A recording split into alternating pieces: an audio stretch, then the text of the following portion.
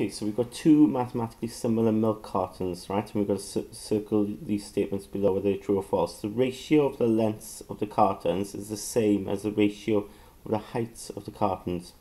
That's going to be true, right?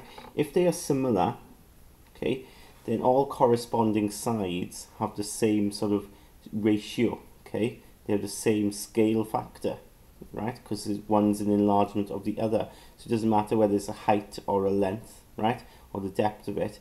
When you compare corresponding sides, they will have identical ratio, identical scale factor. That's the nature of similarity, okay? Second part then, the ratio of the volumes of the cartons is the same as the ratio of the heights of the cartons. Now that's false, okay? That's not true, isn't it? Because we know when we do scale factor for length, it's going to be different to scale factor for volume, right? As we've probably seen later on in parts B and part C. So part B then says it's claimed that the larger carton contains double the amount of milk contained in the smaller carton. Show that this claim is not true. So we're interested here in the larger carton, so we can get a scale factor if you think about it, right? With the similarities, the scale factor is either going to be 24 over 30, yeah, or 30 over 24. And because we're interested in working out this larger carton, the bigger one, right? In a sense, we want to go from small to big, don't we? So it's the bigger fraction we're interested in, bigger scale factor there. Remember, this is the length scale factor, okay, which is 30 over 24. All right. So then, what does it say?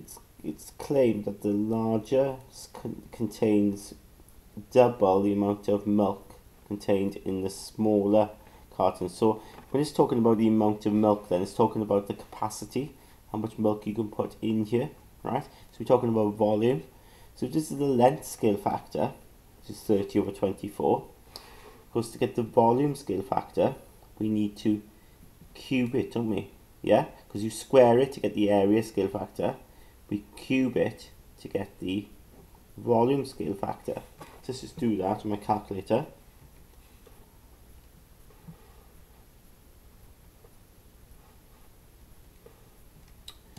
And we get this, 125 over 64.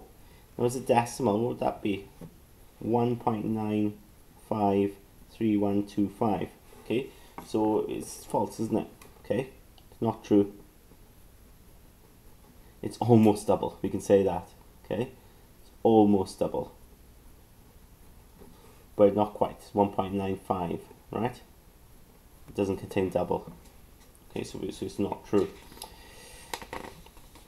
Part C then says another similar milk carton has a label with an area that is 1/4 of the area of the label on the carton of height 24. So this label here, okay, this one's 1/4. Now, I don't like to deal with fractions as such if I can avoid it. So if this was say area 1, then this would be area 4, if that makes sense, because saying this is 1/4 of this, it's the same as saying this is 4 times this, if that makes sense. So what are we doing? Calculate the height of this new carton. So we want to get the height of the smaller carton, all right? And we've got scale factor now, so it's either 4 over 1 or 1 over 4 in terms of comparing the corresponding area. Okay, and because we want to work out the smaller height, of the smaller carton here, we need to choose a smaller fraction. So indeed, we're going to choose 1/4. Okay. Now remember, this scale factor of 1/4 is referring to the area. So the area scale factor is 1/4.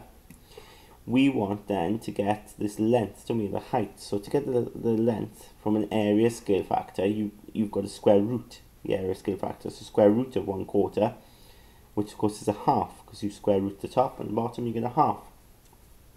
So it's going to be half this. So half of 24 is simply 12 centimeters.